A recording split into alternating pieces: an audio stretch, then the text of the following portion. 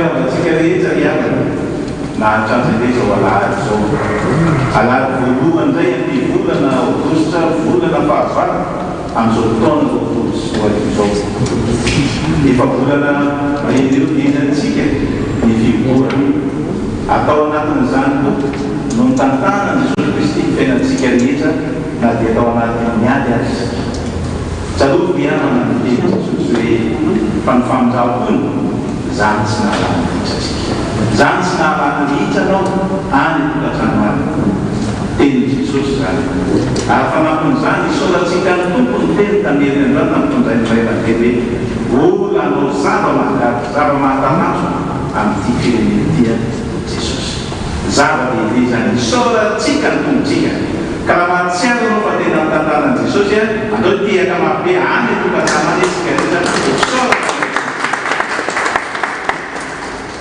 voninahitra reo an'Andriamanitra rery any aleluia masina masina masina Jehova maro efika ny voninahitra rehetra amen hotohizatsika ny fisaorana tompontsika amin'ny alalan'ny salamo faefapolo salamo faefapolo isaorantsika azy no ny famonjena zay nataony tamintsika ho vakitsika zany matonga amin'ny andiny voalohany ka hatramin'ny andiny fahadimy eo aorian'izay ataontsika mila fa raika fitopolo amin'izany mbola isaorantsika ray mandranatsika ataontsika ny amteny gasy ny andiny voalohany dia miteny frantsay ny andiny faharoa dia tsy hipetratsika raha tsy vitany vaky salamo faefapolo ny andiny voalohany ka hatramin'ny andiny fahadimy amin'ny anaran'i Jesosy miantsy dia miandry Jehova ary mitodika ny tsidray ka nandreny mila raika dia nampakatsary ataony lavaka fanjonganana izy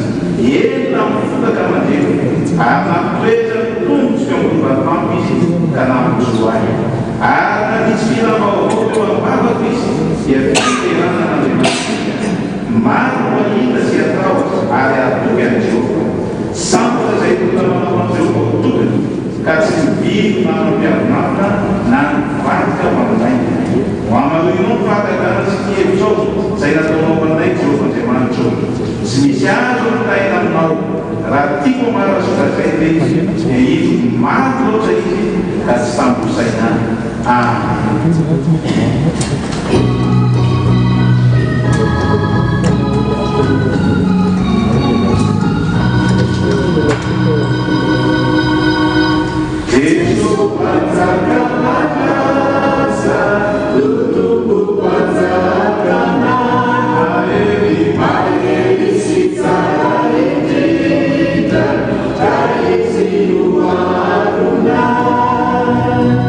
Medica,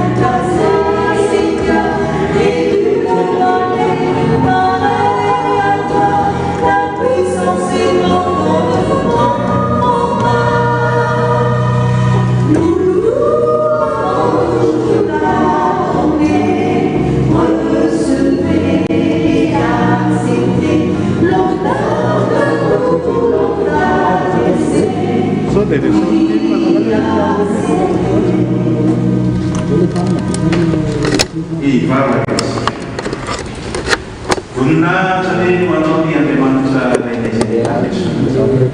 Andriamanitra rehetra tompo rehetra mpanjakany mpanjaka rehetra dia ny Andriamanitra nahatongotra matanana anay ilay nanirana ny zanalahy tonga Jesosy Kristy tomponay ilay mpamoky anay ilay tsy mahafoy anay fa nandianany sezavia dia nanao ana Jesosy ianao dia mandinidinika ilay ondinao ety ambany masoandro saotra Jesosy saotra no fitiavanao tsy takatsy ny saina izany fa tsy mijery koa ianao tao anatin'ny fahantonay rehetra faharatsiana rehetra fanovakofanao fahasoavanao zay kana dia misy ana ny aretina mifanakay na misy ana fahasailanana maro isan-karazany dia indro ianao Jesosy misakamina anay motamotelyfony mampahelana anay mampatanjaka anay ary mampitombo fononay isanandro isanandro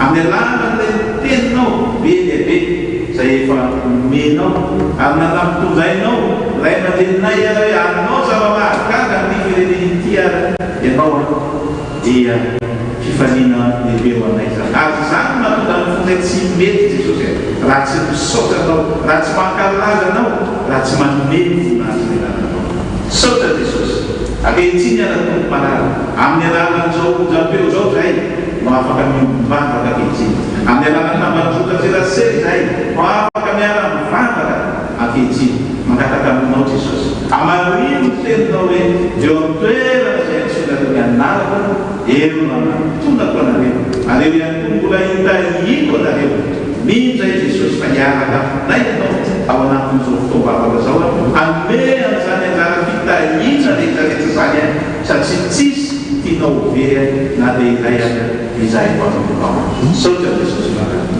dia ranao ny andenao ny andanizany mankalaza anao isanandro eo amin'ny seza fiandriananao zay Jesosy tsy mba mahay an'izany fa tsotsotso zao ihany zay eo mpitsanganana any ampotatrano rehetrarehetra any mba afaka mankalaza anao karaha te ilay feo amin'ileo anjeny zay Jesosy dia mba raisona fa vokatsy ny fonay rehetra manao hoe masina masina masina Jehovah no maro eny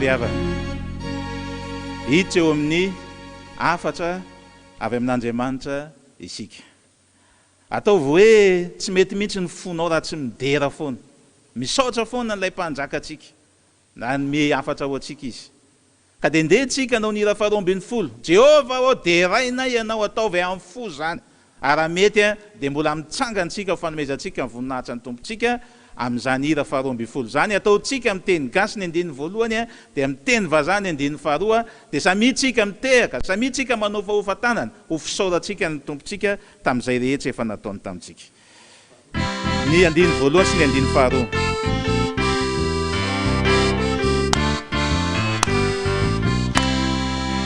Jehova o terainay ianao ankalazainay ny anarany izao rehetra izao manaja farainayo mandraky farainayo mandraky Jehova o terainay ianao ankalazainay ny anaranao izao rehetra izao manaja farainayo mandraky farainayo mandraky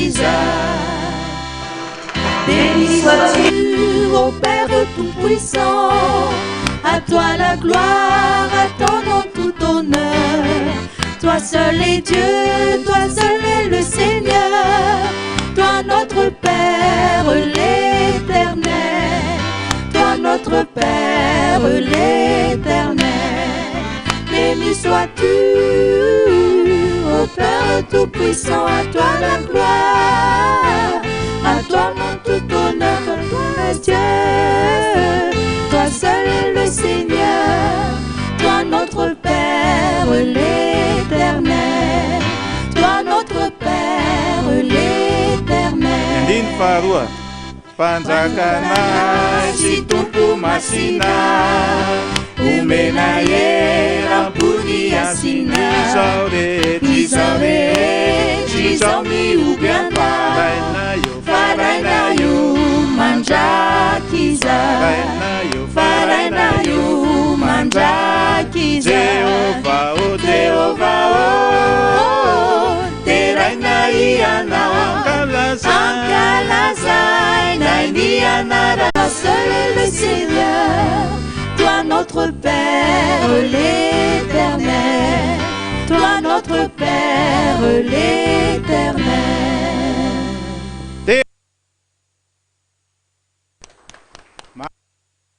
Vavaksika Jesosy io tonga amin'ny fotoana ankehitriny hanambaranao ny fampianaranao indray amin'izao raha sy fotoana izao. Tsy miafina aminao Jesosy ny fiainanay rehetrarehetra. Efa nanome teny mamy ho anay ianao, anao ny zava-mahagaga tsy takatsy ny sainay, kanefa mbola eo ihany koa ny ady izay mbola hatrehan'ny mpanomponao. Mangataka aminao zay Jesosy, ariva amin'ny alalan'ny teninao, miteneny ianao Jesosy, izay tsirairay avy kosa hanokatra ny fonay, mba tsy ho mpiaino fotsiny ihany izay fa mpiaino pakatoa ny teninao.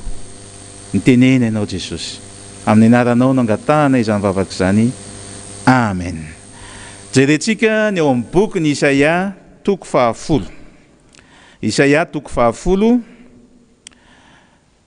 Isaia toko 10, vakina manomboka amin'ny 220 zany ary mifarana amin'ny 120. Isaia toko 10, ny 220 sy ny 120. Rehefa hita zany dia iara-mamaky an'izany tsika any hatrany an-tokantrano any, hatrany ivelany any amin'ny anaran'i Jesosy. Ary amin'izany andro zany ny Israely sisa, izay tsy ringana amin'ny taranaka Jakoba, dia tsy hiankina amin'izay namely azy intsony. Fa Jehova iray masin'ny Israely ihany no iankinany marina tokoa. Ary izay sisa amin'ny Jakoba dia hiverina ao amin'Andriamanitra mahery. Amen. Ray masino, manamasina anay amin'ny fahamarinana, ny teninao ny fahamarinana. Amen. Eny ry havana, ao anatin'ny ady sika, na dia eo ary ny teny izay nomeny Jesosy izay tokony hitokitsika, satria izy mihitsy no efa miteny fa hanao zava-mahagaga. Ao anatin'izany anefany dia mbola manomentsika io teny eo amin'ny Isaia io izy izay raha fehezina dia misy hevi-dehibe anankiroa ao. Voalohany dia tsy hankinantsika amin'izay namely, amin'ny fahavalo. Ary ny faharoa dia ny hoe izay sisa dia hiverina amin'ny Andriamanitra mahery. Iza moa no atao hoe sisa eto? Nandalo ny aretina, nisy ny narary, nisy ny lavo, tsika rehetrarehetra zao no atao hoe sisa. Eny fa na dia ianao izay ny atokantrano marary ary dia sisa ianao satria mbola velonaina omeny Jesosy an'izany. Ary izany no ampaherezana anao androany. Tsy hiankina amin'izay namely, tsy hiankina amin'izao aretina izao, fa hiankina kosa amin'ilay Andriamanitra mahery. Zany ange ny fiainantsika ry havany, alaiva ange ny isan-jaton'ny ora iainanao aminao vao mifoka hatramin'ny atorianao ny hariva. Firy isan-jato amin'ny fiainanao no iresahanao an'io aretina izay mamely io, ary firy isan-jato no iresahanao amin'i Jesosy. Samy manao tombana, fa ny fiainantsika rehetra dia eo foana. Zao ny aretina, zao ny olana, zao ny fahasahiranana, ary izay marary indraindray tsy mahavavaka intsony mihitsiny. izay sahirana tsy misy nanohanina reo an-trano a dia mitotototro hoe tseroa zany ny fiainantsika vao miteny fitondram-panjakana hoe misy fizarana varitsinga amin'ny telo maraina mahafo amin'ny telo maraina tsika sa tsy mahafo sika fa raha mba miteny Jehovah Andriamanitra dao hivavaka amin'ny telo maraina sarotrarotra ihany a zany no ilazany Jehovah Andriamanitra amintsika androany hoe aza miankina amin'ireny tsony e vao mifoy ianao aza mieritreritra hoe manahoana ny aretina manahoana ny hoanina fa vao mifoy ianao a misaoran'Andriamanitra midera azy omeo voninahitra izy apetrao aminy ny fiainanao rehetra manontolo ankino aminy ny fiainanao rehetra manontolo fa aza mandany ora aza mandany fotoana ny amin'izay a fahavalo a zay namela ary raha mandeha lavidavitra kokoa dia ny tena tian'Andriamanitra amintsika nge dia niverenantsika ao aminy zany ange mahatonga anazy ianao zava-mahagaga mba ho tsapatsika fa mahery ilay Andriamanitsika atao amintsika rehetra hiverina ao aminy atsiaro an'izany fitiavana zany zany ny antony ary eo mahatonga anazy hoe ahoana moa ny fomba hiverenantsika amin'Andriamanitra misy ohatra vitsivitsy reto a zay a ho zarain'Andriamanitra amintsika hiverenantsika aminy hialana amin'izay rehetra fahavalo zay namely reo toetra ratsy reo fahotana reo zavatra namati-patorany satanantsika tiany Andriamanitra hialantsika zany a hiverenantsika aminy tsy tokony hiankina amin'ireo tsontsika dia ngejereo ny voasoratra ao amin'ny Timoty voalohany Timoty voalohany toko 9 akatsika ohatra anankiray a mba hatonga an'Andriamanitra hoe hiverina amintsika hiala amin'reto zavatra zay mamatipatotra Timoty voalohany toko 9 ny andininy 7 a ka hatramin'ny andininy 1 Timoty voalohany toko 9 ny andininy manomboka amin'ny andininy 7 ka hatramin'ny andininy 1 amin'ny anaran'i Jesosy raha misy olona manao fampianarana hafa noho izany ka tsy manaiky ny teny tsy misy kilema dia ny an'i Jesosy Kristy tompontsika sy ny fampianarana zay mahatonga teo am-panahy araka an'Andriamanitra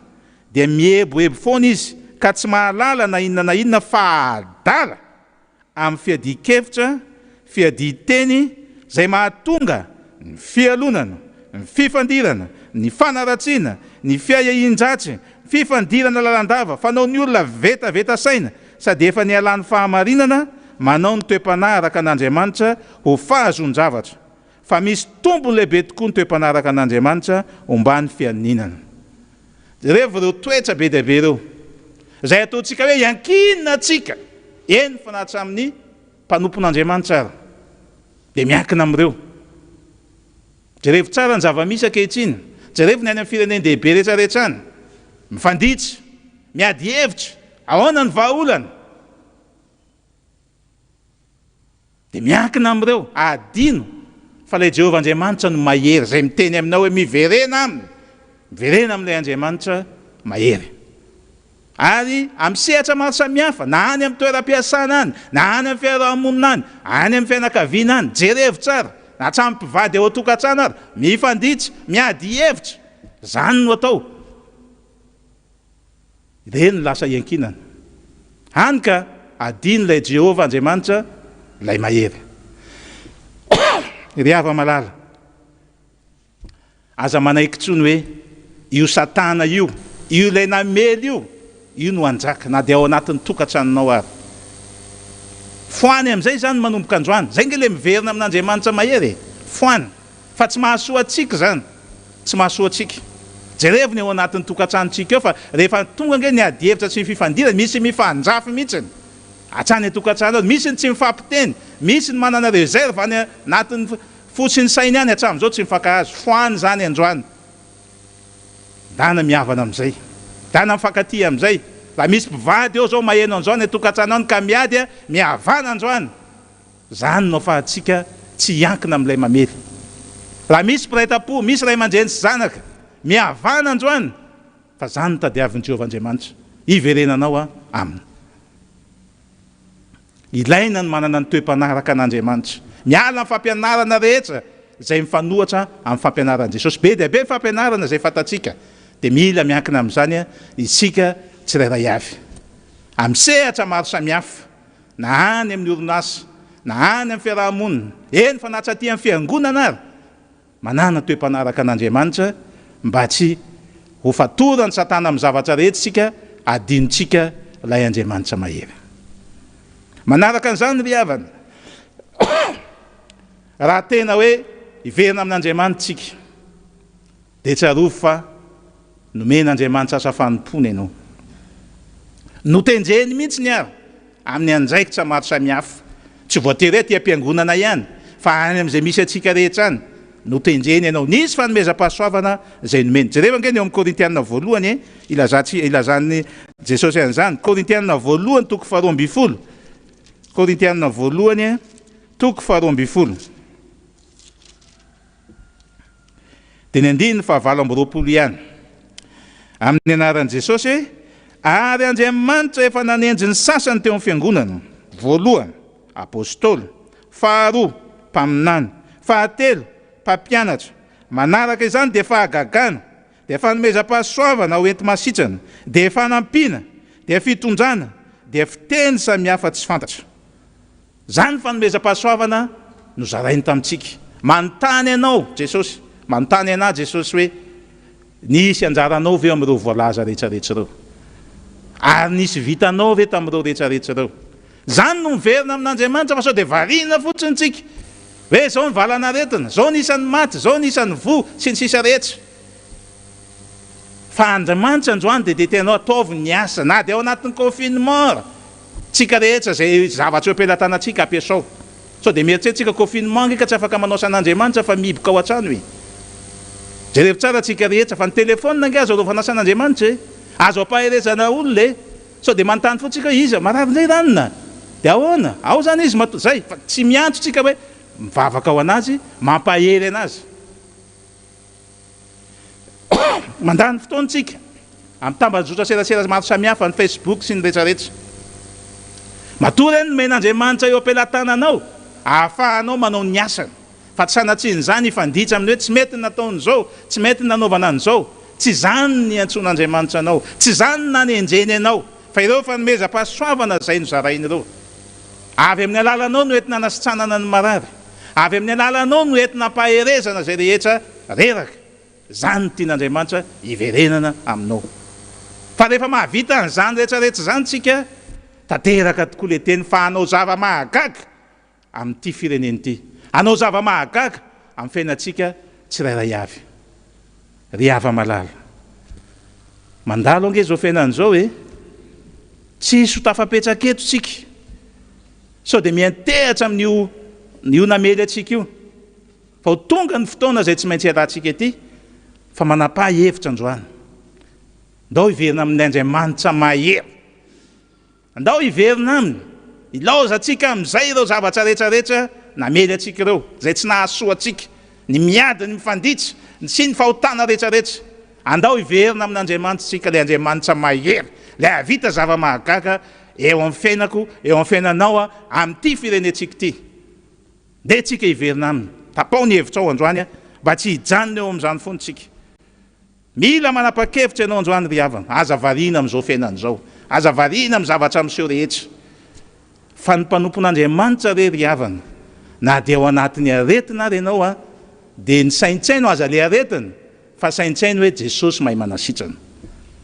Rehefa tsisy ny ao an-trano na ny hohanina ary, aza variana mijery tsy misy ny ato sy ny rehetrarehetra, fa saintsaino andro aman'alina hoe misy le dilily tsy mety ritra, ary na ny mofo 5 sy azandrano 2 ara, rehefa nasandratsy Jesosy dia nahavoky olona tsy omby 5,000. Zany saintsaino andro aman'alina. Aza variana tahaka n'ireo mpianatra rehefa tonga ny tafio-drivotra, variana amin'ilay rivotra mampisafotofoto, fa adinony fa ilay Jesosy eo ange ka afaka manafoana an'izany rivotra misafotofoto zany, fofofofo zany.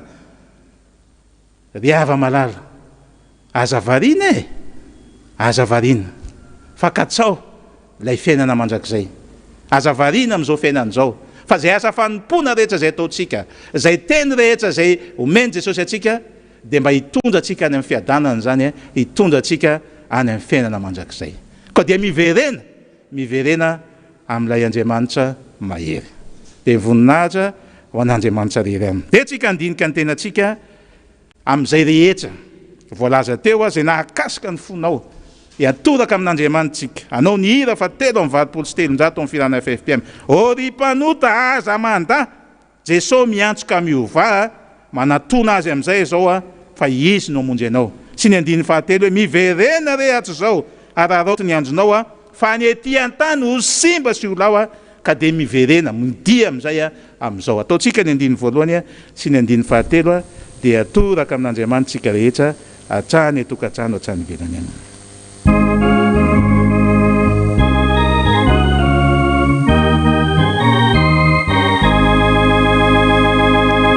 Oripanota aza manda Jesosy miatry zao kararao dimy andronao faniatio sy masirao damba modisa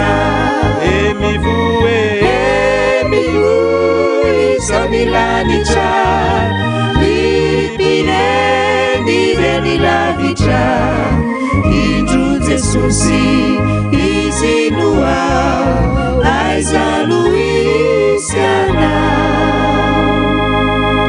Samy mitondra ny tenantsika eo anatin'i Jesosy tsika ry havana hitsangantsika hivavaka. Jesosy io saotra aminao zahay fa tena tsapanay fa tena tsy mahafoy anay ianao.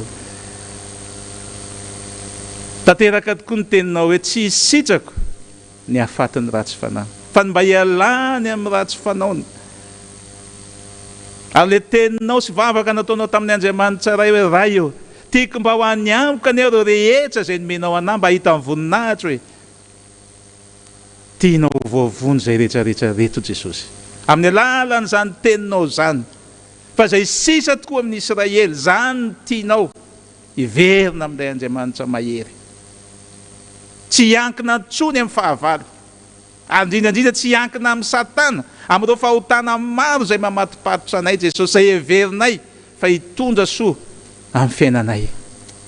Jesosy io zay mpanomponao nge tianao lazaina amin'izany na dia efa mahalala anao mahafantatra anao manao ny asanao dia mbola voafatotry Satana ihany la ny andro zay amin'ny ady hevitra la ny andro zay amin'ny fifandirana na ny ao atokantrano ary tsy mifampiresaka ntsony mpivady ny ray aman-dreny sy ny zanaka any amin'ny orinasa ary any misy fialonana maro samihafa ny amin'ny fitondram-panjakana amin'ny fitantana miady daholo tsy mifankahazo adininay ilay Jehovah Andriamanitra mahery eny fa natra ty amin'ny fiangonana raha Jesosy mety Satana tsy mampiray saina Jesosy menatra zay manoloana ny teninao fa soa ihany ianao androany Jesosy mbola miangavy anay hoe miverena ho miverena amin'ilay Andriamanitra mahery avelao amin'izay reny zavatra mamatopatotra reny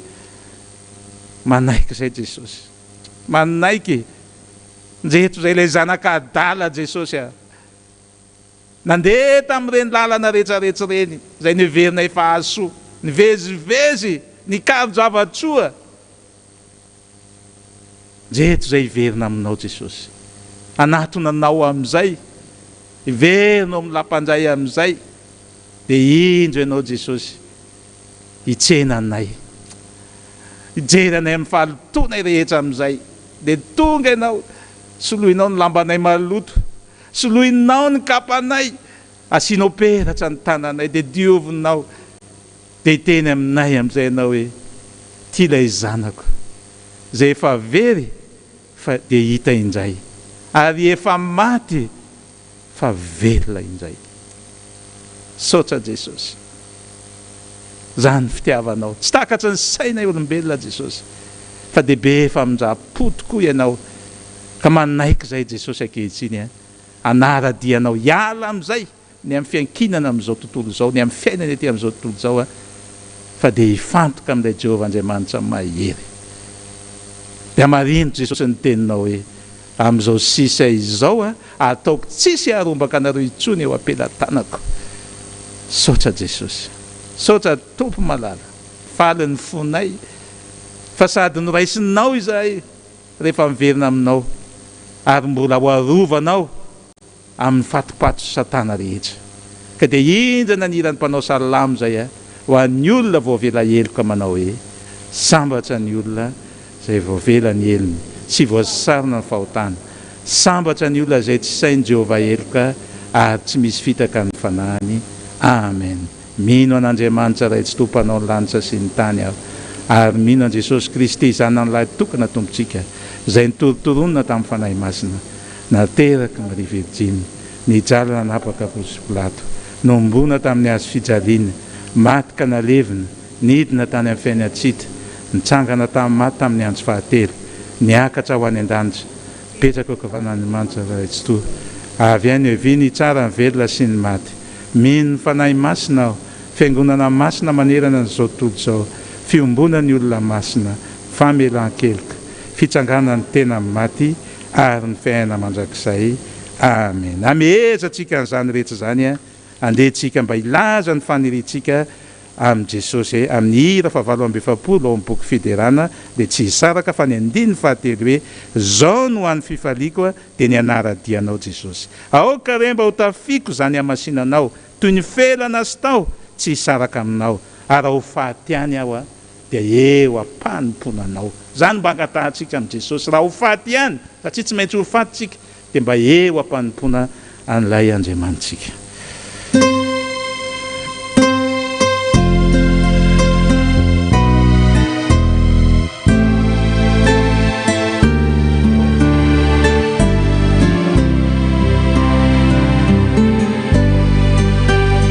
Sauani fifaliku diana radiana au kare bau trafiku salia masinana tu ni felana sitau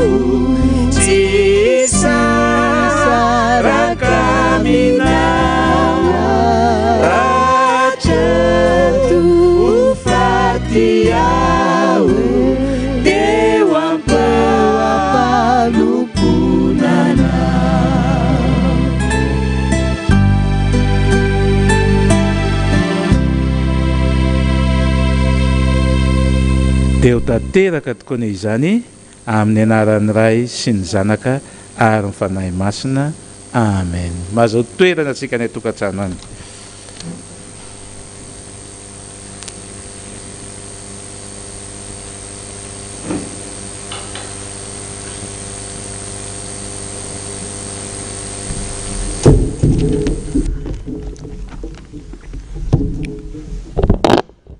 Mbola ho ampitombona antsika mandrakariva ny riavana, ny fahasoavana sy ny fiadanana avalomay Andriamanitra raintsika sy Jesosy Kristy tompontsika.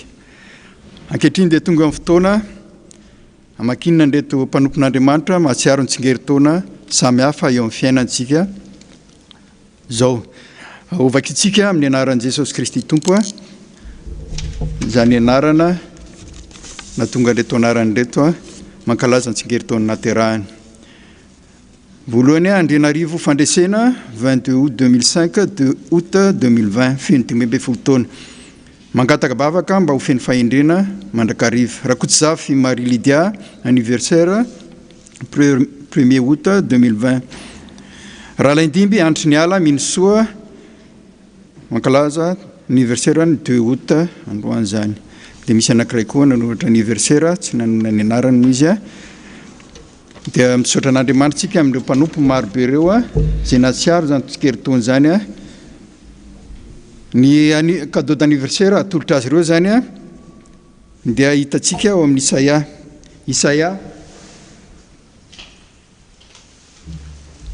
Isaia toko faefapolo raiky amby efapolo, Isaia raiky amby efapolo ny andiny fahafolo, Isaia 41:10 cadeau d'anniversaire atolotsika ho andreo mpanompon'Andriamanitra nanoratra ny anarandreo na ry zay tsy nanoratra ny anarany keo ary fa mahatsiaro zany tsingeritaona zany. Vakitsika amin'ny anaran'i Jesosy. Aza matahotra ianao fa momba anao aho, ary aza merikerika foana fa izao no Andriamanitra aho, mampahery anao sady mamonjy anao, eny ny tantana anao amin'ny tanakavanana fahamarinako aho. Amen. zay mifanomezana tsara indrindra tolotry ny tompo Jesosy Kristy ho anareo zay nanoratra zany. Mialohan'ny vavaka dia atsoantsika ny hira raiky 7:30 endre ny amarony sozy amin'ny menao tompo dia oriana zay hitsangana hivavaksika. Ny andiny voalohany ihany tompo.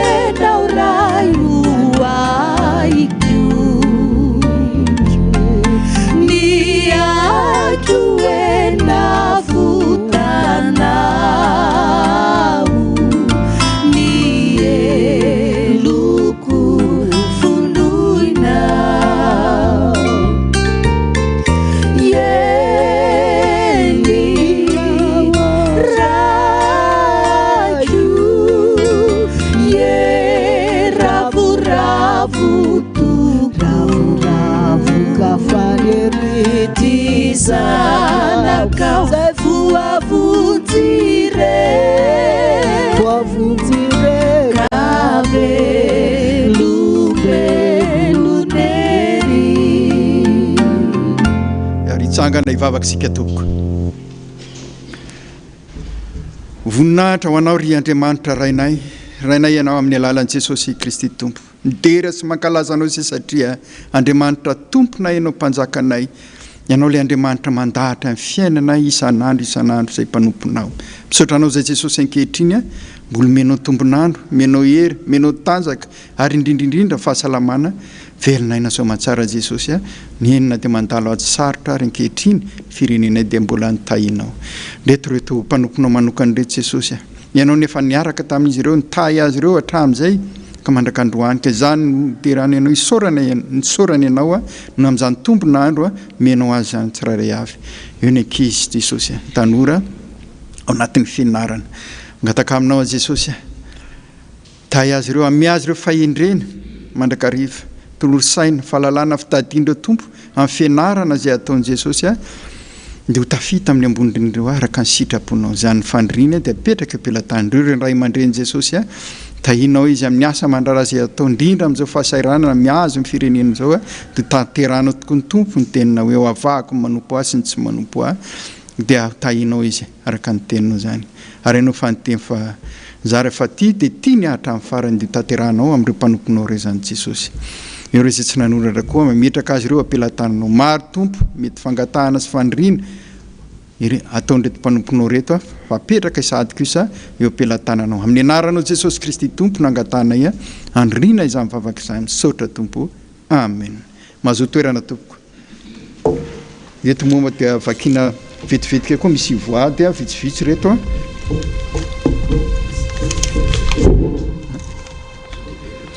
anankitelo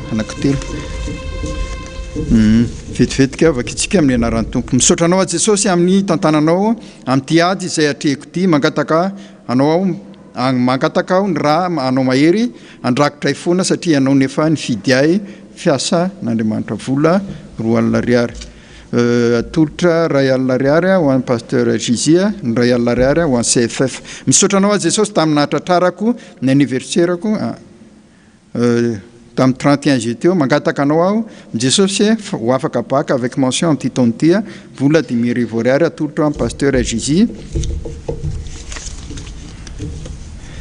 Misaotra anao Jesosy noho ny fitahinao fiainana hatramin'izao fa folo karama 11,000 ariary, tranodada 5,000 ariary, sampana fanantenana 6,000 ariary, rakitra 6,000 ariary, fitambarany 17,000 ariary. Ity indray Jesosy ny ampafolony karamako atolotra anao mba amarino amiko foana ny teninao ao Malaki 3:10 misaotra Jesosy amen vola 70,000 francs. Manomezan'i Jehova ry zanak'Andriamanitra salamo 29 andino tapany voalohany mifona aminao zay Jesosy raha izao indray vao manefa ny ampahany izay nomenao anay mangataka izay Jesosy ny itsimbinanao hatrany ny fiainanay mangataka vavaka ho an'ny tokantrano vola 40 000 ariary anaovana ny asa ny fiangonana. Dia izay ary mpanompon'Andriamanitra nanovoady teto tompo zany voninahitra ho an'Andriamanitra rery ihany. Amen.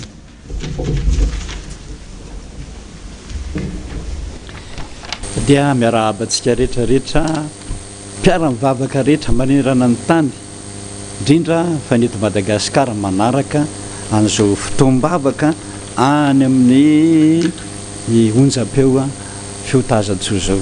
Miarahabantsika rehetra mbola velonaina daholo, mbola tsy misy nanombinana na dia ray aza, ka dia misaotra anareo mankasitraka anareo satria mbola mazoto miara-mivavaka, dia mazoto koa Andriamanitra tena mamonjy sy miheny vavaka. Misaotra tovy. Ny tsy adino aloha fa misy ireo voady be dehibe zay alefanareo any amin'ny onjam-peo rehetrarehetra any, dia be dehibe tokoa zany dia misy zay tamin'ny latsinainy teo dia nisy rakitra sy voady 5 711 500 francs. Tamin'ny alarobia 12 474 500 000 francs. Tamin'ny alakamisy 3 955 500 francs. Tamin'ny zoma 7 715 000 francs. Tamin'ny sabotsy 5 305 500 francs. Ny totalin'izay no manome 35 162 000 francs. Iny misaotratsika rehetrarehetra revana amin'izany. Misy ireo nandefandray amin'ny vola zay saorantsika be dehibe, saorana anareo be dehibe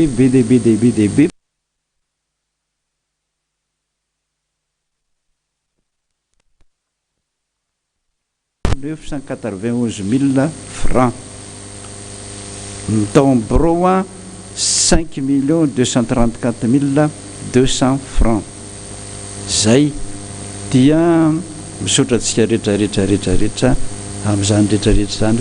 Misaotra be dehibe satria raha mbola mitohy zao fiboana zao dia tapitra amin'ny farany volana zao ny volantsika 600 millions. Ary eo aorianan'izay tsika raha tsy samy miezaka dododolo dia tsisy manitsony na ny mpiasan'ny radio fiotazantsoa enina, na ny mpampianatra rehetrarehetra 12, na ny ofatrano jiro sy ny rano, ny ofatrano koa ny amin'ny sekoly 8 millions, sy ny kojakoja be dehibe mahatratra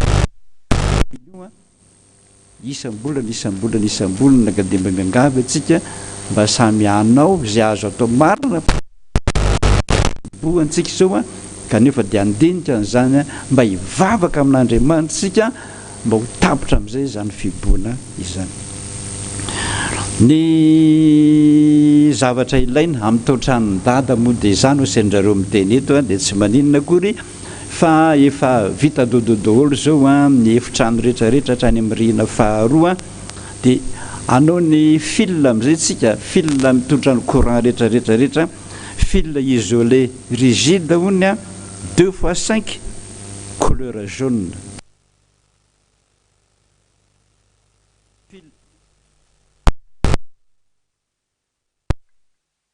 Rigide 1,5 couleur rouge, bleu et vert. Gaine ICT 20 rouleaux de 100 mètres. Ny amin'ny volan-defasana ny fanampiana ho an'ny dada sy mama, indray zany amin'ny vola ho an'ny fanampiana ho an'ny dada sy mama amin'ny trano.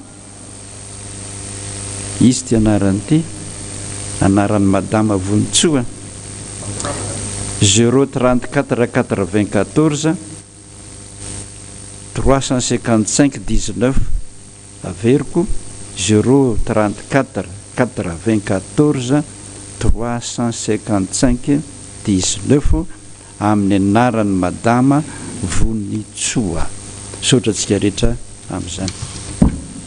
Kitsa bizeno dia izao tsika riavana dia andeha nandrea amin'izay ny afatra ny tompo antsika rehetrarehetrarehetrarehetra ary mba samy te andray anjara daholo moa reo vatina sonotry ny tany eo mifandikana azy amin'ny teny frantsaika dia misaotra madame Félicie indray tsika androany izy dia isany nandray anjara be dehibe amin'ny fanaovana ny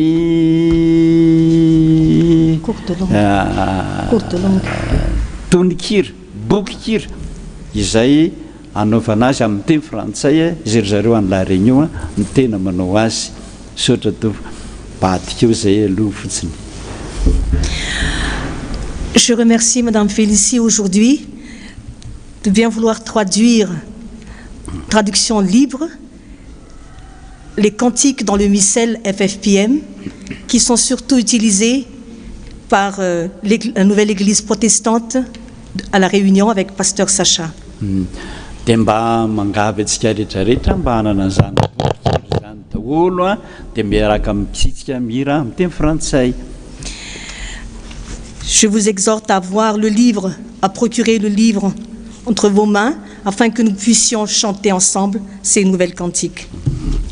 Misaotra an'Andriamanitra isika tamin'ity herinandro ity. Nous remercions le Seigneur pour cette semaine. Satria tamin'ny herin'ny androany izy dia nanafatra mihitsy fa mbola no zava-mahagaga indray ho an'ity firenen'ity izy. Parce que la dernière fois, Jésus avait dit et nous a promis de faire encore des prodiges, des signes miraculeux pour ce pays, pour cette nation.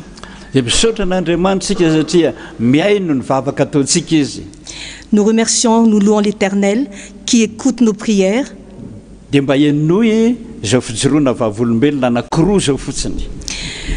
Soyez à l'écoute de ces témoignages, deux témoignages maintenant. Za amin'ny telefona ihany nandraisako an'ity omaly sy tamin'iny herinandro iny. Za paster ozy amin'izao fiboana zao dia tsy anasa izay mivady. Un témoignage que je vous donne aujourd'hui et j'ai reçu au téléphone. La personne me dit, pasteur, j'ai perdu de mon travail durant le confinement.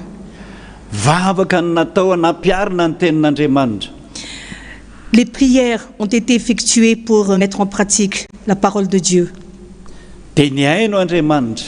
Et Dieu a écouté.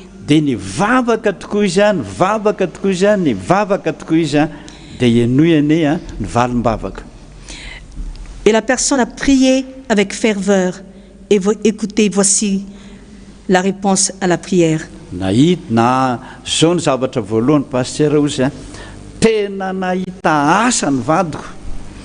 Premièrement, pasteur, mon mari a trouvé du travail.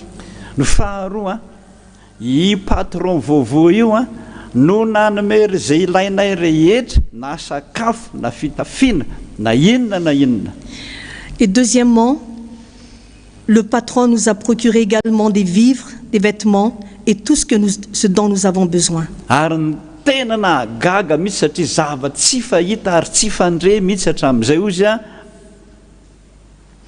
Et ce qui a été miraculeux, des choses que nous n'avons jamais vues ni entrepris,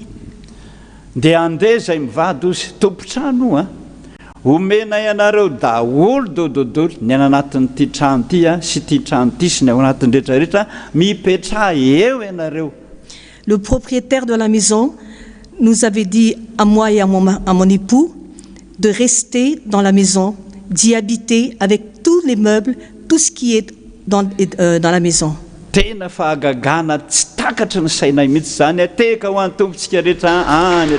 C'était un signe miraculeux que nous n'avons jamais pu croire. Veuillez applaudir.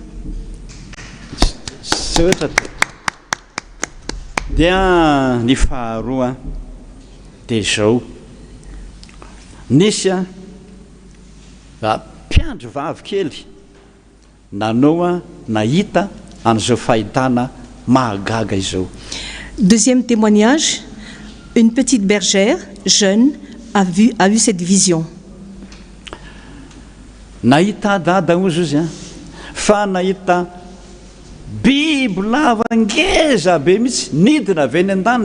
fa afo biby lava afo nidina avy any an-danitra. Pasteur, j'ai vu un serpent en feu qui descendait du ciel. Dia namoaka afo ny vavany, namoaka afo eraky ny abakabaka rehetrarehetra teto ambonin'ity tany ty a ka hatrany atokantrano tsirairay avy. Ce serpent crachait du feu partout dans l'atmosphère, ainsi jusque dans les foyers de tout un chacun. Inona ny dikan'izany dada ozy a? Zao lazaiko anao tamin'ny andron'ny Mosesy a kekery ny menarana daholo zay rehetrarehetra tsy nivavaka na nometsiny an'Andriamanitra. Pasteur, qu'est-ce que cela signifie? Du temps de Moïse, le serpent qui avait mordu toutes les personnes qui ont qui n'ont pas cru à Dieu à l'époque. Dia be dehibe no maty dia novonjen'Andriamanitra hoe iny amin'izay raha misy menarana indray a na antona amin'ny hazo a ka zay mijery io a sitrana daholo. Beaucoup moururent et à l'époque Dieu a demandé à Moïse d'avoir un serpent suspendu au bout d'un bâton et que tous ceux qui le regardaient retrouvaient la vie. Tsisy hafan'izany io. C'est la même chose. Menarana zay namely antsika ny coronavirus. Il en est de même actuellement pour le serpent qui nous a mordus à travers le virus du corona. Dia nalefantsika ny afo sy ny rivotra avy amin'ny Jéhovah.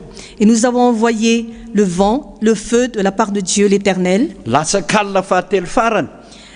Nous avons fait une prière pendant la 3e nuit. Vokatra zay a dia jerenareo tsara fa tao anatin'ny herinandro monja latsinainy talata larobia lakamisy zoma sabotsy tsy mbola nisy ohatr'izany a 2 arivo ny sitrana teka ho an'ny tompontsika amin'izany. Et en conséquence, pendant une semaine, de lundi, mardi, mercredi, jeudi et vendredi, nous avons fait des prières pendant les nuits et le résultat est miraculeux. 2 arivo. 2000 personnes ont retrouvé la santé. Nous remercions le Seigneur en applaudissant. Zava-dehibe zany zavatra io ny tenenako amin'ilay vavikely hoe zay le afon'Andriamanitra midorana daholo a amin'ny afon'i Jehovah ny lanitra sy ny rivotra zay nataontsika zay soranantsika be dehibe fa ny valo zany a ary be ny sitrana ary mino tsika fa ho tahin'Andriamanitra ity firenentsika ity a ho afaka amin'izao fiboana izao. Ce sont des choses extraordinaires que Dieu a fait et grâce à nos prières nous avons tous retrouvé la santé et tout ceci, c'est que Dieu l'a fait pour nous. Et il le fera encore pour cette nation. Dieu nous ordonne aujourd'hui que vous verrez dans les Actes, chapitre 17, voalohany manomboka amin'ny andinin'ny faharoa amby roapolo ka hatramin'ny andinin'ny fahatelo amby roapolo aloha. Chapitre 27, versets 22 à 28. Amin'ny anaran'i Jesosy. Au nom du Seigneur Jésus-Christ. Ary Paoly nitsangana teo afovoany Areopago nanao hoe ry lehilahy tenianina hitako fa amin'ny zavatra rehetra dia fatra-pivavaka amin'Andriamanitra ireo indrindra ianareo. Fa raha mandeha aho ka nandinika izay zavatra ivavahanareo dia nahita alitara anankiray misy izao soratra izao hoe ho an'izay Andriamanitra tsy fantatra. Paul, debout au milieu de l'aréopage, dit « Athéniens, je vous trouve à tout point de vue extrêmement religieux. En effet, en parcourant votre ville et en examinant les objets de votre culte, j'ai même découvert un autel avec cette inscription à un Dieu inconnu. » Zay Andriamanitra ivavahanareo zay ozy kanefa tsy fantatrareo a dia izany nitoriako aminareo. Ce Dieu que vous ignorez et que vous révérez, c'est ce Dieu que je vous prêche aujourd'hui.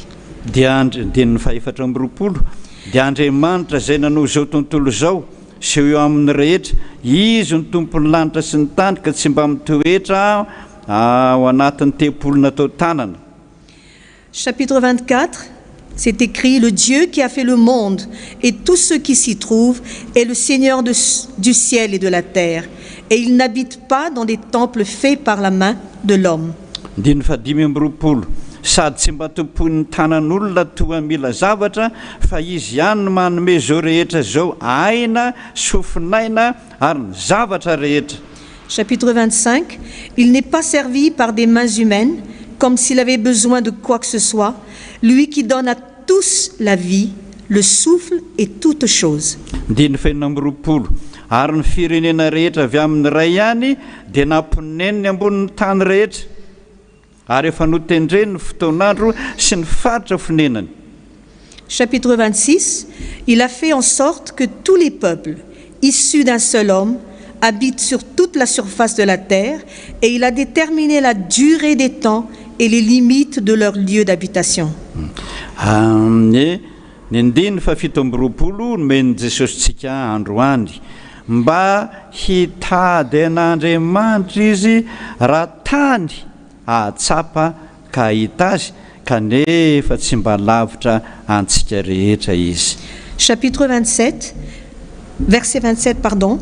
Il a voulu qu'il cherche le Seigneur et qu'il s'efforce de le trouver en tâtonnant, bien qu'il ne soit pas loin de chacun de nous. Zay, ianony tsara zany amin'ny teny frantsay izy tena mazava tsara, fa amin'ny teny gasy aloha dia hoe mba hitady an'Andriamanitra izy raha tany ahatsapaka hita azy.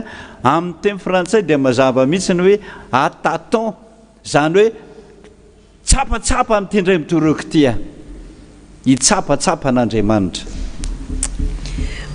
Dans la version malgache, c'est un peu, il y a encore un peu ambigu, mais dans la version française, il est écrit que nous pourrons trouver le Seigneur en tâtonnant, bien qu'il ne soit pas loin de chacun de nous. Andiny fahavalo amby roapolo, fa izy no velomantsika sy iainantsika sy etsehantsika.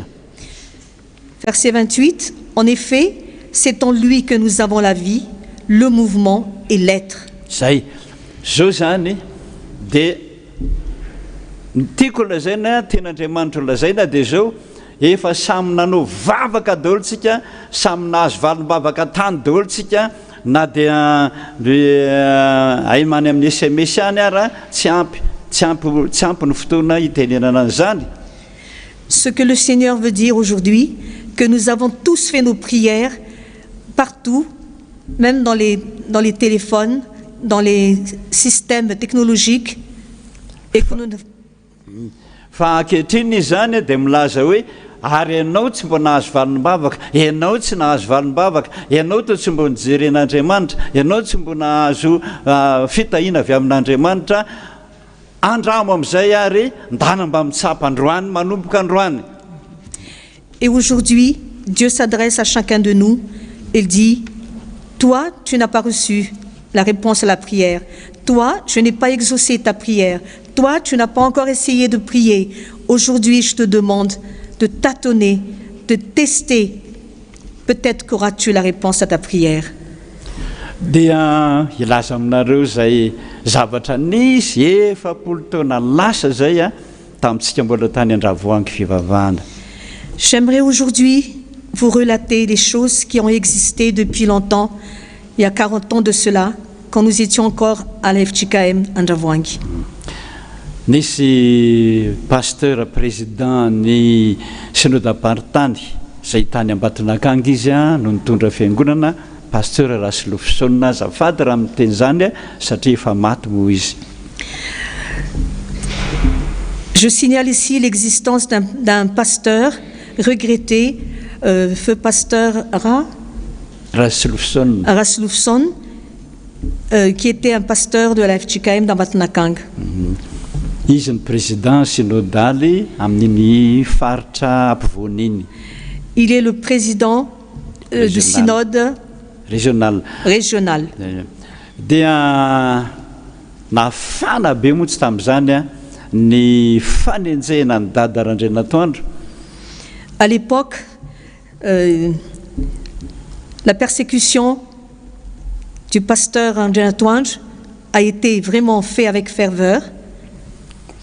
Dia nanatona izy. Et il s'est approché de moi. Pasteur ozy, ianao izay tovolahy kely io, fa mbola tovolahy kely dada tamin'izany, dia ianao ozy milaza hoe nahita an' Jesosy a, nahita an' Jesosy a, nahita an' Jesosy a. Zay ara ozy efa 20 taona nitonarina amin'ny fiangonana tsy nahita an'izany Jesosy zany ka anao ahita an'izany. Puis il a dit, pasteur, toi qui es encore jeune, tu dis souvent que tu as rencontré le Seigneur, que tu l'as vu, que tu l'as parlé. Or que nous, ça fait 40 ans que nous sommes là, il ne s'est jamais adressé à nous. Tezitra tamiko izy faharoa izy a. Ianao milaza fa misy devoly roana foana, zany raranareo, tsy misy afa-tsy devoly ihany. Zay tsy mino an'izany zay pasteur, ianao mino foana. Deuxièmement,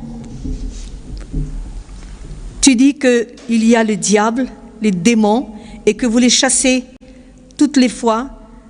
Vous ne cessez de parler du diable. Nous ne croyons pas à cela. Dia hoe agny mantsiazy hoe zony izy pasteur, ahita devoly ianao androany ihany. Alors je lui ai dit, pasteur, aujourd'hui même, vous allez rencontrer le diable. Sarak'izay tonga izy nepitsy maraina. Puis nous nous sommes séparés et le lendemain matin, zao ny teniny tamiko hoe tamin'ny folo alina pasteur mozy a, nisy niantso amin'ny telefônina, pasteur marary ny zanako hoe enjeny devoly ny zanako hoe angana anao. Dia ozy pasteur hoe za tsy tonga any amin'ny folo fa raha pitsy vao tonga any. Puis j'ai reçu un coup de fil au téléphone vers 10 heures de la nuit, comme quoi son enfant a été par le diable, comment dirais-je, associé par le diable. Associé par le diable, et qu'il me demandait de venir chez lui, dans sa maison. Alors moi j'ai répondu, je ne vais pas y aller à cette heure-ci, je viendrai demain. Tonga nepitsy maraina amin'ny folo atoandro. Puis le lendemain matin à 10 heures, io le marary fa tazako amin'ny tanin'andro eo ambony vato be eo tokotany. Je vis le malade exposé au soleil sur un rocher dans la cour. Dia hoy aho mantsy azy, Puis je lui dis, ory tovolahy manahoana anao marary zany fa to efa salama tsara ty ahitako anao ty. puis je me suis adressée au jeune homme, on me dit que tu es malade et pourtant tu es exposé au soleil, tu ne sembles pas être malade. Tahitra tampoka amin'izay le démoniaka ka ny felany tamainy pasteur a, dia mipitika anankiry ny satrony a, nanenjika ny satroka iny nataony dia nilefa nandositra. Puis le démoniaque s'est dressé et a giflé le pasteur. Son chapeau est parti dans le vent et il a couru après son chapeau. Lasa izy niasakasaka tany amiko.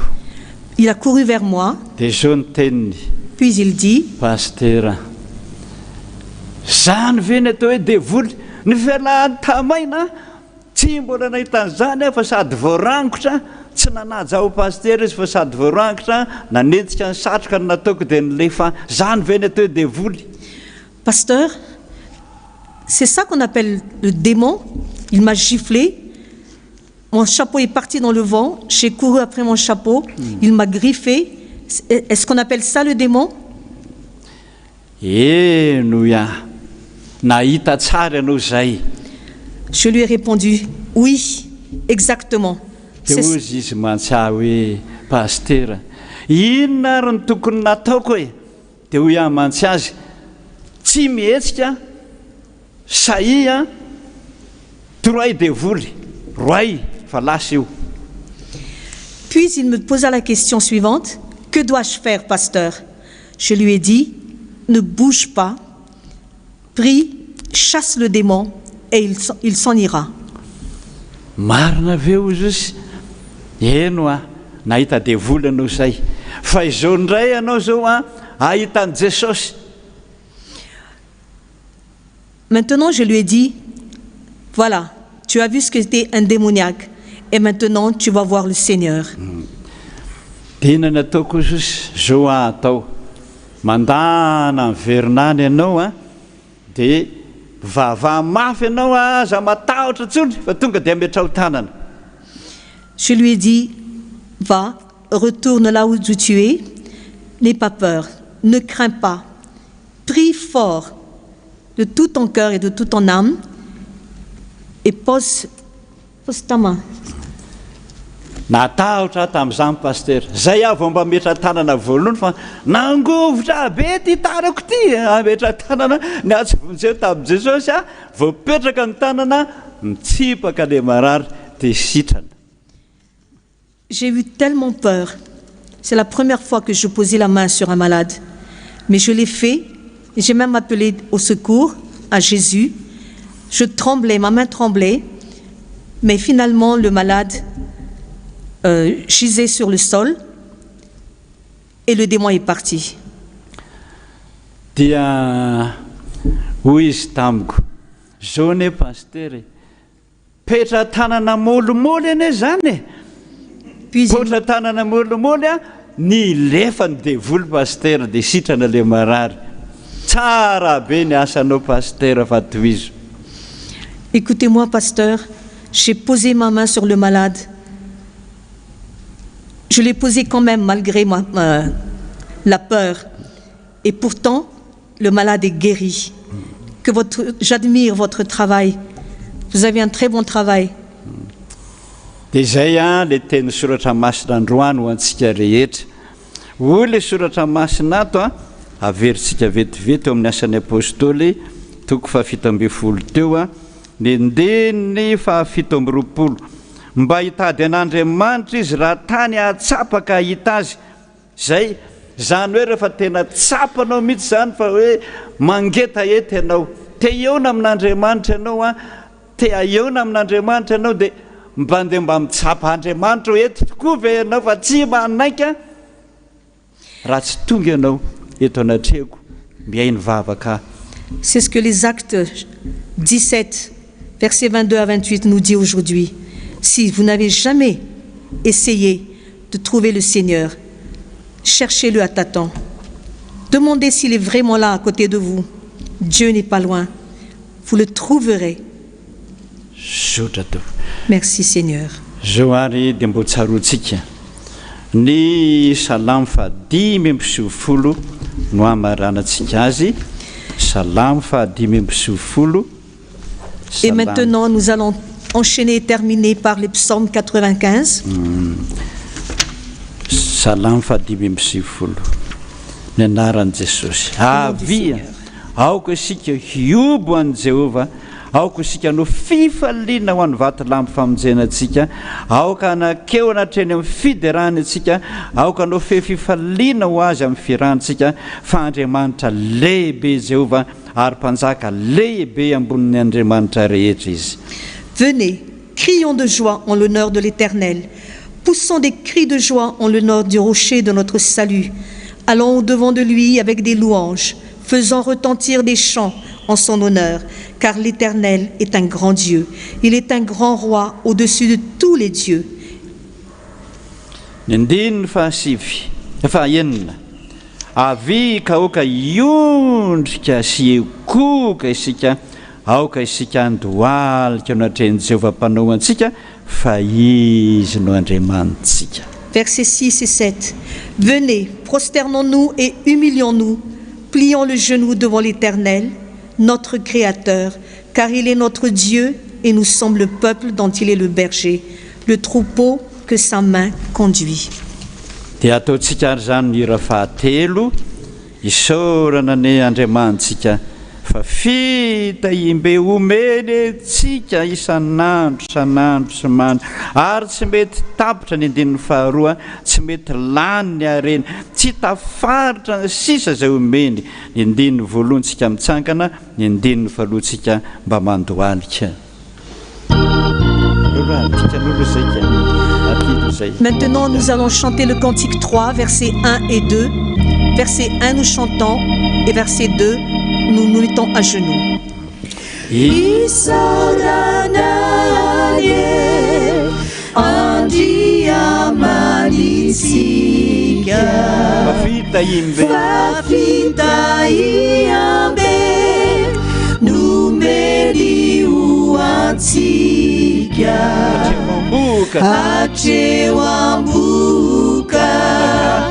Kamanjakatitra isika elika nisunilanitra tompotsika fa tsy tapitra mitsy ny fitahiny tsy mety tapitra na lany ny areny tsy tafaritra ni sisi zay omeny fanaisambatra sy fomiadana no efa santatra izay ananana.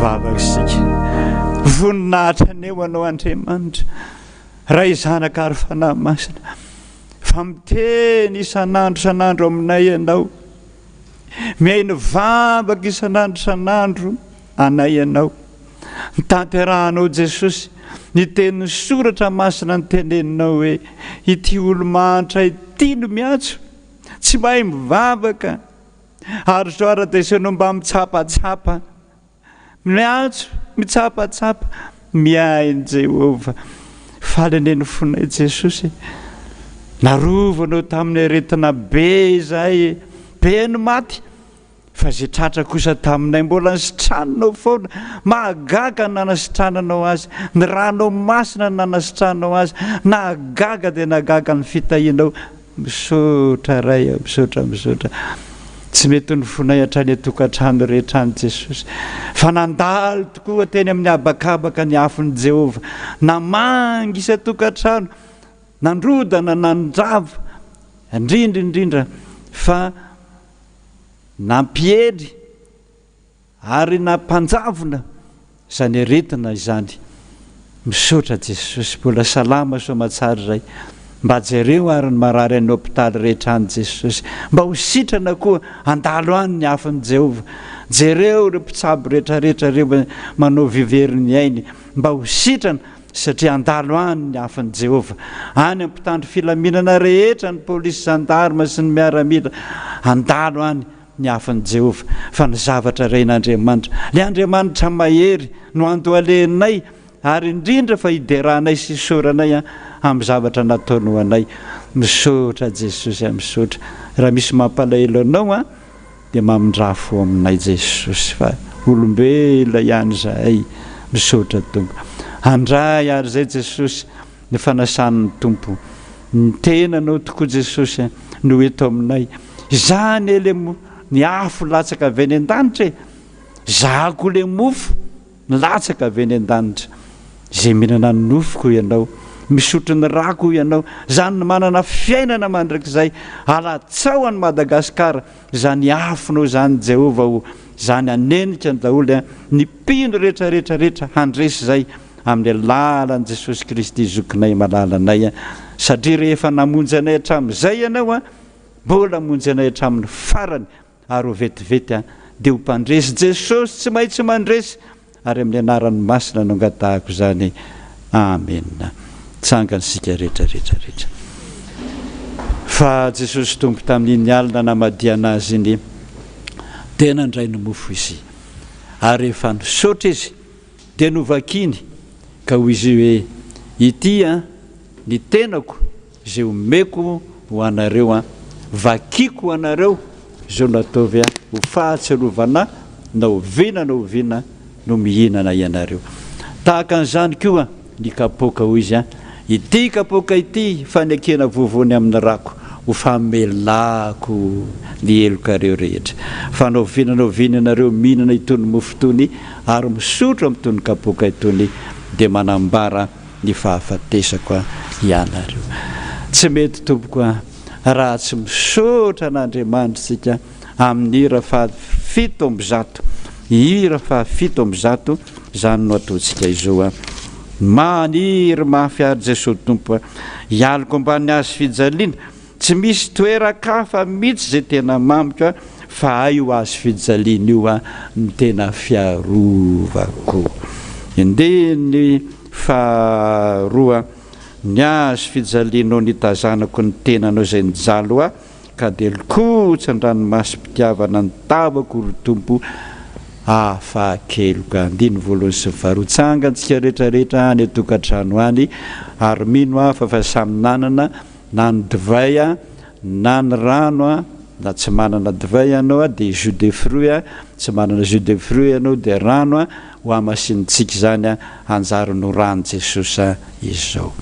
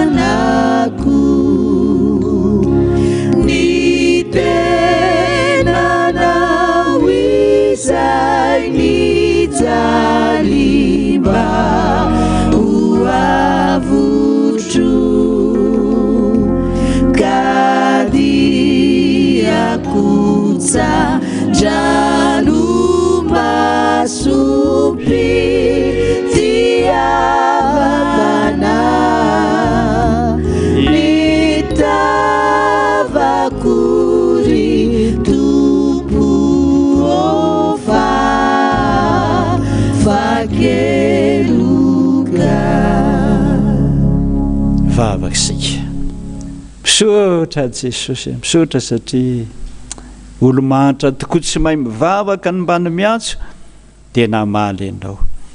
Ankehitriny ianao dia nanafatrafatra Jesosy hoe zany le mofo avy any an-danitra za koa ranonay na le rano sotroanareo ny rako hitondra famelan-keloka ho anareo. Reo no atsiarovana zao Jesosy ankehitriny ka dia ny tenanao efa any atokantrano daholo Jesosy na mofo topahina izany na biscuit kely Jesosy zay misy ao an-trano Jesosy io ny tenanao amasiny daholo zany isa-tokantrano isam-baravarana Jesosy amasino zany anjary ny tenanao tokoa tenanao tsy mba marary tenanao tsy laitra ny aretina rehetra tsy lainatra ny fahafatesana fa na maty azy anao mbola nitsangana omenao anay amin'izao andro ny coronavirus zao zany tenanao mahery zany Jesosy misaotra tompo ary ny ranao teo ambony azy fijaliana famelan-keloka ho anay dia hitondra afo tokoa amin'ny tenanay amin'ny sainay amin'ny fanahinay amin'ny akonanay amin'ny rehetrarehetra sady famelan-keloka zany Jesosy indrindraindrindra fa famondrampo ho anay tsirairay avy noho ny fitiavanao anay. Ary izy misy tokantrano isambaravarana zay tekonina rehetra any an-trano rehetrarehetra any Jesosy amasino fa olombelona tahaka ny olombelona ihany sarono ny fahasoavanao izy mba tsy hitan'ny olona zay fahalembeny ary ny vahoaka kely rehetrarehetra any ambany volo rehetrarehetra manerana ny tany hatrany ampitan-dranomasina andalo any ianao Jesosy, anatrika azy ianao, tanterahanao aminay androany Jesosy ny teny na dia kitsapatsapa fotsiny aza mba eo nanaminao indray amin'izao herinandro zao dia eo na aminay tokoa ianao isa-tokantrano isam-baravarana ka na inona vavaka azy sandratra na inona angatahany Jesosy ataovy mahita azy ianao ary tsy mahita anao izy tanterao ny teninao hoe mba minoa na dia noho ny amin'ny asa ataoko ihany aza dia mba samy hita ny fahasoavanao daholo zay isa-tokantrano isam-baravarana dia naran'i Jesosy zokinay malala no angatahana izany. Amen. Petraka daholo tsika. Ny raha 7:109 no izarana zany rano zany any amintsika tsirairay avy satria misy dekonany anolotra zany ianao na afony aiko aho hanavotako anao na latsako mihitsy aza ny rako ny soloko anao eny aiko no nomeko ry mpanota very aiza zay afona mba ho ahy tomponao.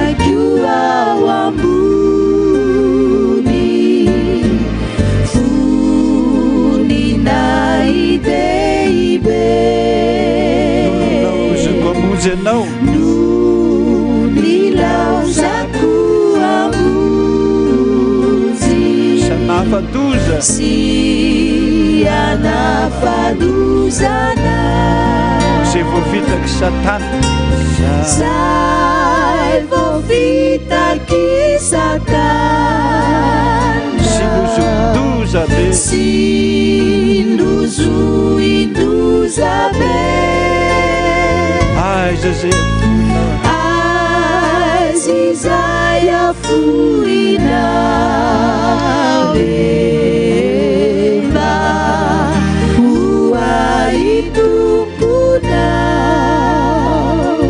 aviary fandahatra isika ho Jehova fa na dia mena tahaka ny jaky aza ny fahotanao ofitsiko tahaka ny oram-panala azo ifandaharan'Andriamanitra afaka mifandahatra amin'izay olona mpanota tsy hoe saika nanota fa tena mpanota zany fitiavana anao zany ho Jehova tsy noho ny aminao ny anaovako zany fa noho ny amin'ny anarako masina anao atompo reko zany fitiavanao izany tena mila ny atsanganao mihitsy Jesosy tovy mahita ny lany voanao mivoadra mba isaorako anao tsangany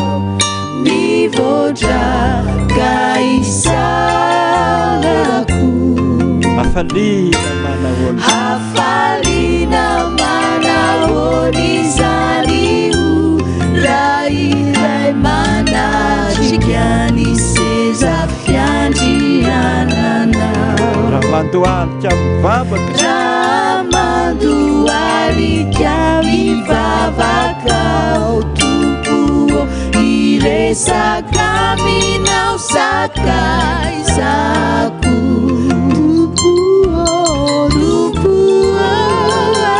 ataovy manakaikanao sy ny azo fijalianao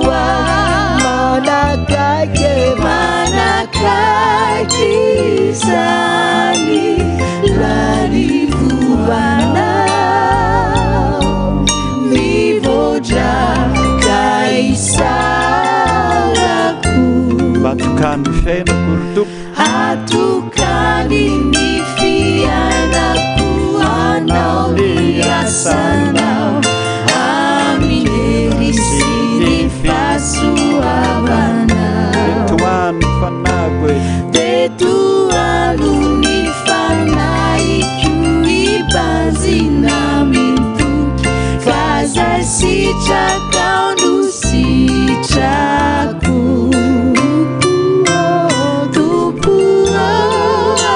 ataovy manakaikanao sy ny azo fijalianao manakaiky zany lalivoanao mivoatra isarako hony apôstôly petera aoka ho fantatrareo tsara zao fa tsy zavatra mora simba ne tahaka ny volamena na ny vatosoa namonjena nareo sy nanavotana nareo tamin'ny fitondrantena adala nentim-paharazana zany fa ny rahasoan'i Kristy raha ny zanak'ondry tsy misy petipetina tsy misy kilema le masina indrindra no vonona ho anareo tsarovy zany ary ny apôstôly Paoly hoe jereo ny azo fijaliana teo ny namonjena anay ninonina fahoriana nahazo anay na fanenjena hatramin'ny torabato sy ny fahafatesana jery an' Jesosy teo amin'ny azo fijaliana izay dia sitrana ary any amin'ny boky Exodosy dia nilaza mihitsy Andriamanitra fa teo nanaovan'Andriamanitra antsika ho firenena masina ho an'Andriamanitra isika. Jesosy zokinao malalanao io le miteny na dia tsapatsapa fotsiny indray ara ataonao manomboka androany io ny vin'ny ainao io no mamonjy anao io mivavaka ho anao raha io mamelany elony fa tsy fantany izay atao manatona aho ka miondrika Jesosy hanoroka ny tongotrao masina za zay tsy meloka mba havozy ho anao.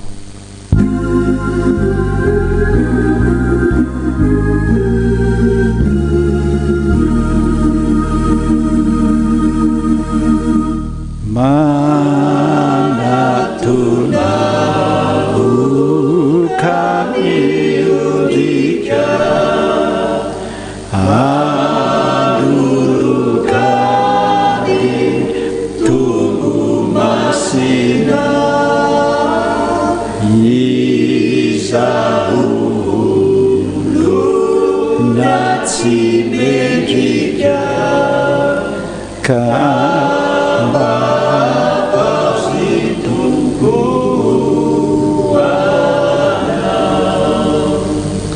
tenitenako ny tompo meko nareo zany tenako zany hano tio fahatserovana fa naoviana no misotro sy mihina ny anareo sora azy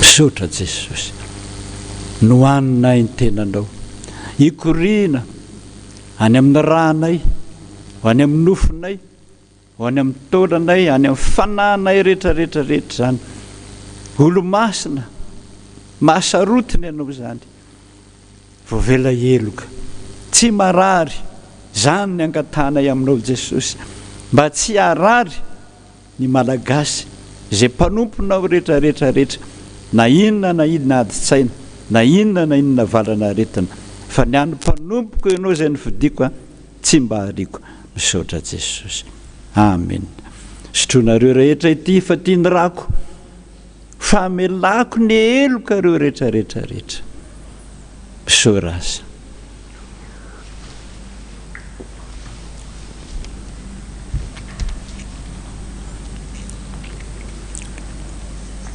misaotra Jesosy le rano masina anamasina nay rehetrarehetra le rano mahery ampahery ny tena vatana sy fananay rehetrarehetra ary le rano tompon'ny hery sy ny fahefana any an-danitra sy ety an-tany hitrotro anay rehetrarehetra pahatonga anay aminao fampanomponao zahay misaotra Jesosy Jesosy sakaizana Jesosy sady tsy mahafo io sady tsy mahafo Jesosy raha ny olona mety mandao ihany ny olona mety mandao Jesosy no tsy mandao Jesosy tanteraka tokony zany amin'ny anaran'ny Ray sy ny Zanaka ary ny fanahy masina amen petraka isika rehetrarehetra dia mba manao rakitra isa-tokantrano isam-baravarana fanatitra ho an'i Jehova efa nanao zava-dehibe ho anao izy mahazadinonao mba mahatsarova izy amin'izany rehetrarehetra zany sotra sambatra Jesosy raha miaraka aminao 471 no ataontsika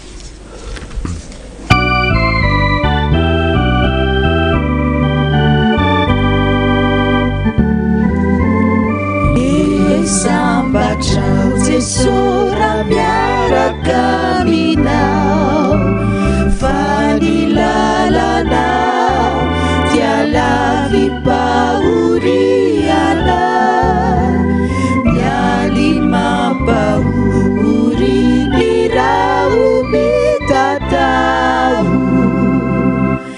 eo anilanao dia mody fitahiana Jesosy miaraka aminao sy lalanao mako e mazava tsangana isika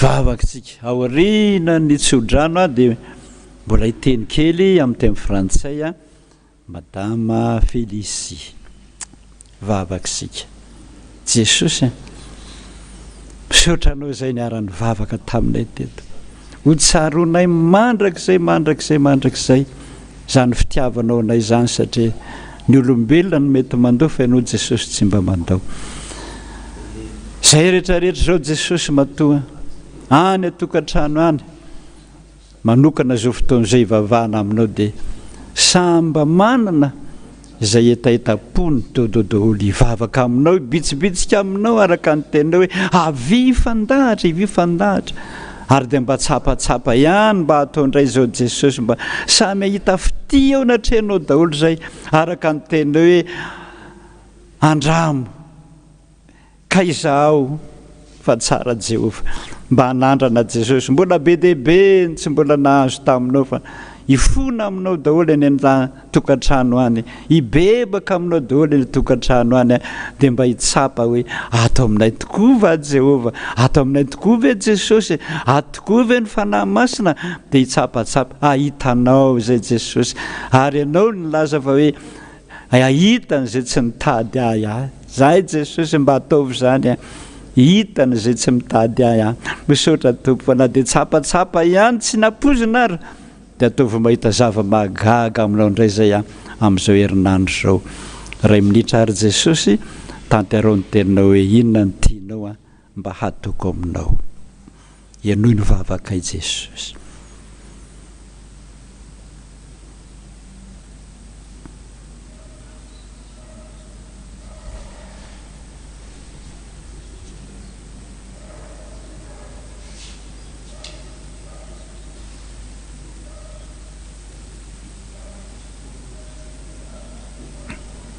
Misaotra Jesosy, misaotra Jesosy, misaotra renao zany vavaka zany hoany an-danitra any amin'Andriamanitra ray ianao Jesosy ianao le mifona aminay andro manalina ianao nandatsaka ny rano teo ambony hazo fijaliana ianao ny fona ho anay isan'andro isan'andro mpisolo vavanay raha mba mety Jesosy zay vavaka nataonay zay dia mba valio noho ny amin'ny anaranao raha tsy mety kosa Jesosy atsangano ny tananao misy olatra eny mba ho hitan'Andriamanitra ray mba ho hita ny fitiavany anay ary nanomezany anay ianao ka dia mangataka zay vavaka rehetrarehetra fanta fa tsy mety ny vavakay ianao ny vavaka anay ho any an-danitra fa tsy izay intsony manana anjelinao be dehibe ianao hitondra ny valim-bavaka zany isa tokantrano isam-baravarana dia mba samy ahita fitiavana atrehanao zahay dia naranao Jesosy nangatana izany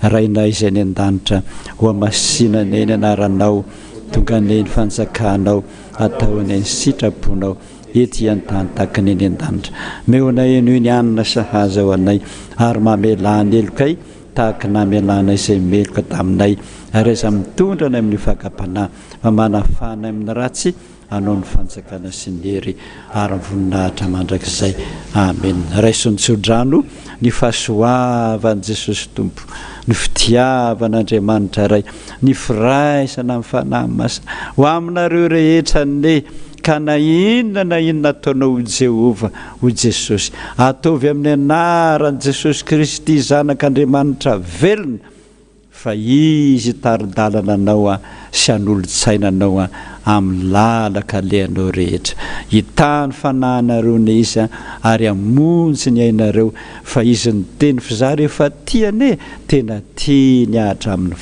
farany. Saotra Tompo anao ny deranao ny aja anao ny voninahitra mandrakizay amen. Zao ny faniriko izay manaraka izay sakay ny andiny ny faharoa izao ny faniriko manetsika ny foa ho sakaizanao a Jesosy mandrakizay dory na inon'inona miatra na inon'inona manjoa ianao no antanaika hitantana ny dia.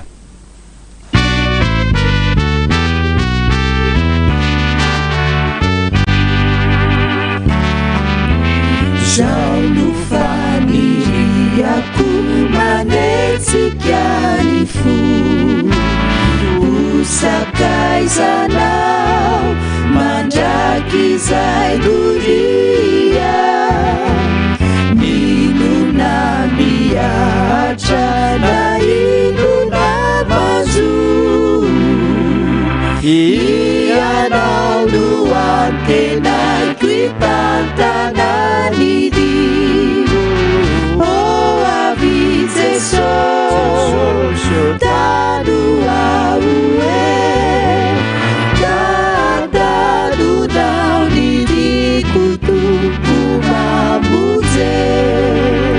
vavakitsika misaotra Jesosy dia misaotra Jesosy misaotra niaraka taminay teto enikaja enim-boninahitra araka ny teninao zay manompo omeny raiky voninahitra izy mba ho zany daholo nisy tokantrano isam-baravarana Jesosy voninahitra ne ho an'Andriamanitra rery ihany.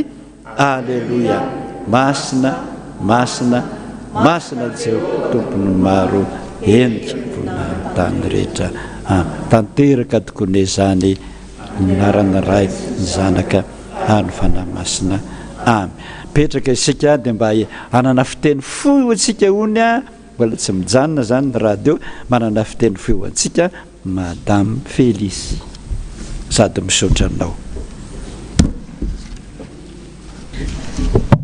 Je remercie vivement le Seigneur de nous avoir accordé ce moment favorable pour la Sainte Seine à l'église de FPVM Tanananjanapanjan. En guise de remerciement, je tiens à chanter cette chanson que j'ai moi-même composée. Soyez à l'écoute et je vous remercie d'avance. J'invoque le Seigneur dans le calme de la nuit. Il est mon sauveur et mon seul ami. Ses paroles sont vérité. Il est le chemin, la vie et la paix.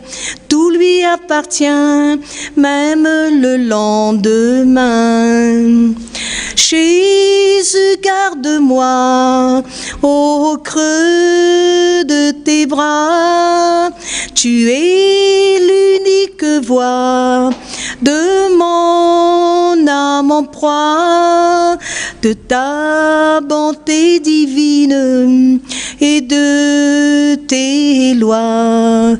Jésus, garde-moi pour toujours auprès de toi. Jesu malala o ianao mpamonjy Iso, indrony aiko raiso anao toko, feloka nompo mami ny foko, ny famonjena zay natolotrao, no ny adisoko ka tena afakao.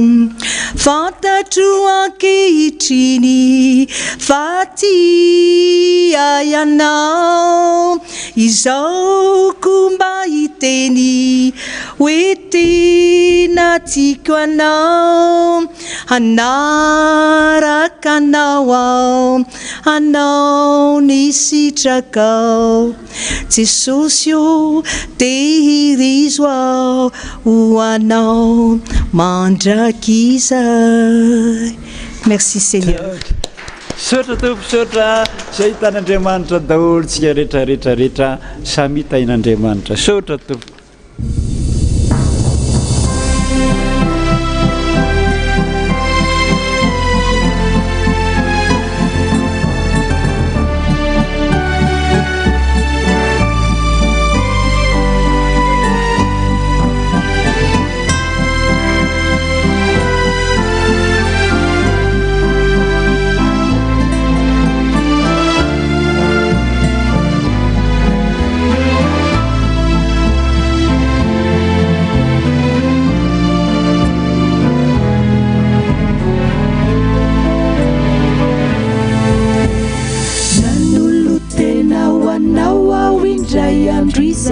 Yerira nanangana kutana numandrakiza haina nufetrany antsika tena taoko irahira fa tsy misy asoloko anao.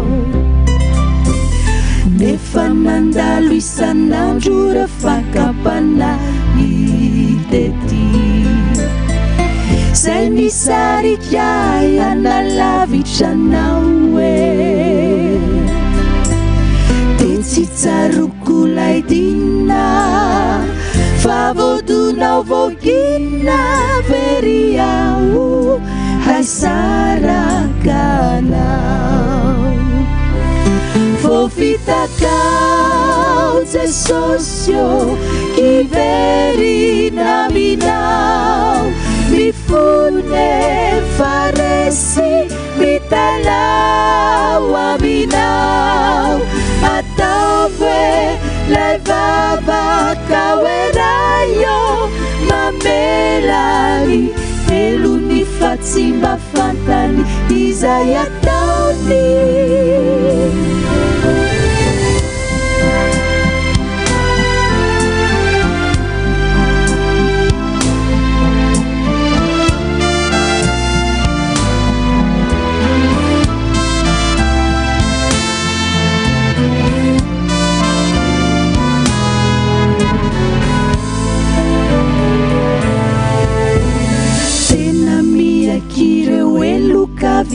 chizayaurirai Zaina milini dikutsiwanya minawe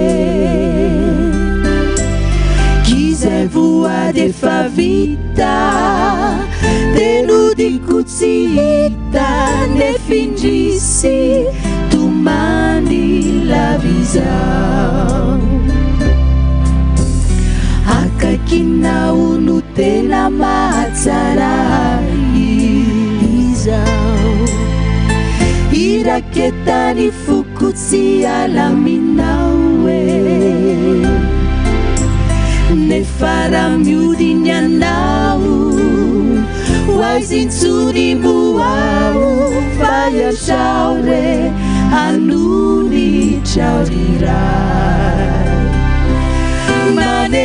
Manelinau Ze sosio Sau misi ajoatau Siameri Nitsunyau Tena mena chanau Matukiau Fahampiau Ilairanau Anadiwai A voz de Quetulai Tinau Mandrakizai Confita kau Te sosio Iberi Naminau Mifune Faresi Vitalau Aminau Atauve Te mama Kawerayo Mapelari Eluni Veke Chavitani